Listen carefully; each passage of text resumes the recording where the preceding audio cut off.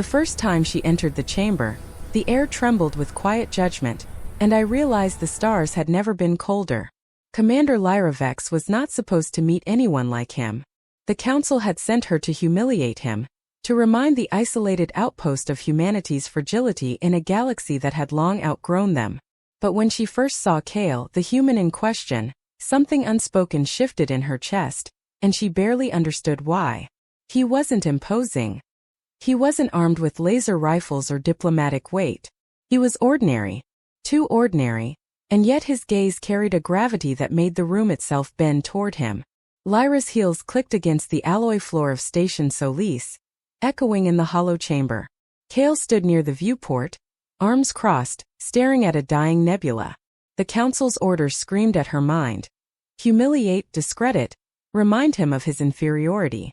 Yet the first word she whispered as she stepped closer caught in her throat. "You're Kale." His voice was quiet but firm, as if the cosmos itself had molded it. "I am. You're Lyra Vex." "Yes," she said, her tone tighter than she expected. "I've come to." He raised a hand, stopping her mid-sentence. "I know why you're here. But the rules of this station, they are different." "What rules?" she asked, confusion flickering over her perfect composure. "Human rules," he said simply. "Not council orders. Not alien protocol. Just human rules. And one of them is treat guests with dignity." Lyra blinked. Her mission was humiliation, but before her, in this chamber suspended between stars, she felt the first crack in her certainty. The council hadn't prepared her for kindness. Not from someone like him. But that was only the beginning. Over the next few hours, she watched him navigate the station. Kale was not like any human diplomat she had studied, or any alien for that matter. He moved with quiet authority, not through intimidation but through listening. Aliens with tentacle-like limbs bowed subtly when he entered, their luminous eyes narrowing in respect. Machines adjusted their hum, as though sensing his presence was something sacred. Lyra tried to find the flaw, the weakness she was meant to expose. But every interaction, every soft-spoken word, revealed a subtle power she couldn't name. When they reached the station's central dome, a massive hologram of the galaxy unfolded above them. Lyra had prepared a speech full of scornful facts, statistics of human inferiority, and subtle insults she was trained to wield. But Kale stepped forward and touched the hologram. His fingers hovered over the spiraling nebulae and quasar storms, tracing their paths like a silent melody. "They say this galaxy doesn't care for humans," he murmured. "But look at it. Every star, every system. It bends to what's willing to endure." Lyra wanted to scoff, but her voice caught.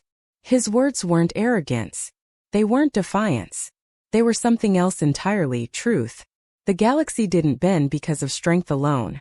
It bent because of will. And somehow, inexplicably, Kale embodied it.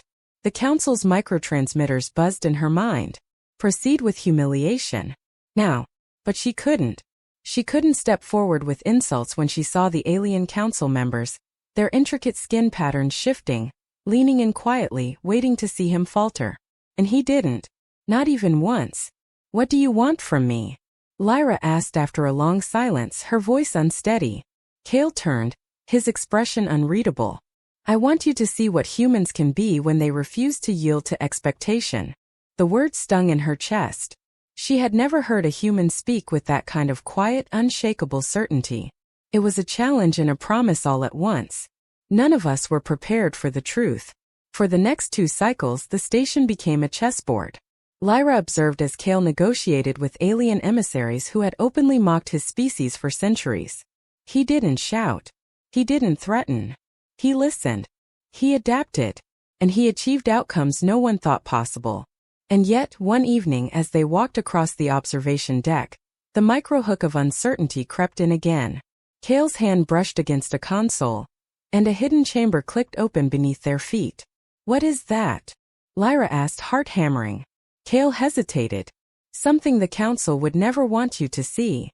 A human child, or what looked like one, emerged, bioengineered for survival in the harshest corners of space. Lyra's eyes widened. The council had forbidden these experiments. Forbidden. And yet here it was. A living testament to human ingenuity. hidden from the galaxy's gaze. "You made this," she whispered. "No," Kale said softly. "We made it. We humans together. It's what happens when you refuse to let fear dictate the future." Her mind spun. She had been sent to humiliate him, to show the galaxy humans were weak. And yet here, hidden beneath layers of bureaucracy and alien oversight, was proof that humans were more than the sum of their failings. What she saw next changed everything. The next confrontation came faster than she expected.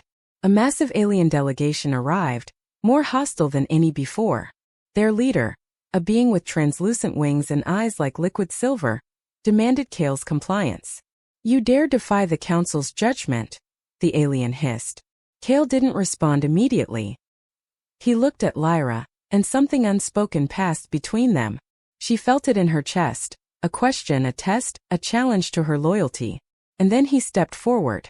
"I don't defy the Council because I must," he said. "I defy them because humanity cannot be measured by their fear or your contempt." The chamber fell silent. The aliens' tentacles trembled with disbelief. And then slowly they bowed. Not all, but enough. Enough to make the station's heart shift. Enough to make Lyra realize that the human she was sent to humiliate had become a force no one could predict. Midway through the encounter, a hidden alarm blared. Another Council intervention? A warning of betrayal? Lyra's pulse raced. She saw Kale's eyes, calm, unwavering. And in that moment the story twisted sharply. The rehook of reality. This was no ordinary human. He was the fulcrum on which the fate of humans in the galaxy might pivot. Wait, this is not what I expected. As the tension escalated, Lyra found herself beside him, no longer an observer but a participant. She watched him offer a hand to the alien delegation, not in surrender but in alliance. They hesitated, the weight of centuries of distrust balancing on the edge of a choice. "Trust me," Kale whispered, though not to her alone. "Trust what humans can be when they refuse to bend." The aliens really looked at humanity through Kale's eyes. And for the first time, they saw something that had been invisible for centuries. Resilience. Determination. Something raw and untamed that no council could dictate.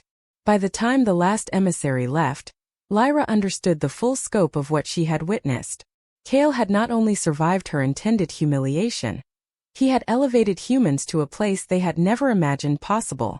She turned to him. "I was sent to break you," she admitted, voice barely a whisper. "Instead, you've shown me everything." Kale smiled, that quiet, knowing smile that seemed to hold galaxies in its depth. "I only showed you the truth. That's all any human can ever do." The station lights dimmed, the nebula outside pulsating like a heartbeat, and Lyra realized that the mission had ended. But her journey had just begun. Humans were not fragile.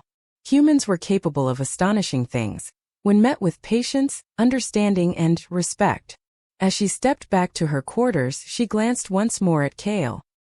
He was watching the stars, alone yet never lonely. The truth of humanity, its unyielding, stubborn brilliance, was reflected in him. And she knew the galaxy would never be the same again. The Council would write their reports. They would try to diminish him, to reframe the story as they always did. But the station itself had already whispered the secret to every corner of the galaxy. Humans, led by one ordinary man, had become extraordinary.